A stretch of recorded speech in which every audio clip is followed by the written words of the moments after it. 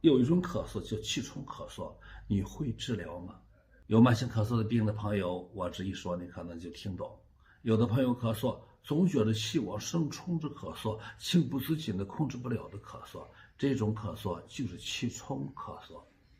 这气冲咳嗽有的是气上冲，有的是痰液上冲，还有是火逆上气上冲。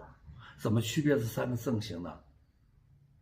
气上冲就感觉气往上冲，有咳嗽；痰上冲，冲上来的咳嗽的痰多；火逆上冲，咽喉干、咽喉不利，气冲干咳。这三种咳嗽的治疗方法不一样。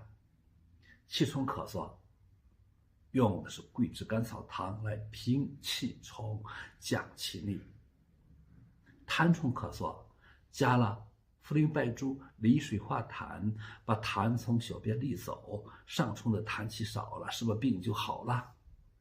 火逆上气咳嗽，麦门冬汤，像麦冬、人参甘草、石膏、粳米之类的，养津液、补津虚、救肺燥，教你咳嗽上一点痰就舒服。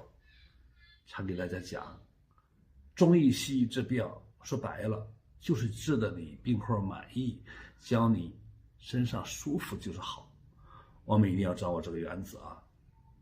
不论什么病，尤其是疑难病，你吃药越治越难受，那不就是背道而驰了吗？对不对啊？我想说话实在吧，我治的你病后舒服，你满意就是好。好了，朋友们，这样我给大家说了气冲咳嗽的事儿。咳嗽三个症型，还有气冲咳嗽常用的根方是桂枝配甘草，就桂枝甘草汤，用来平冲降逆的。您学会这个知识了吗？再见。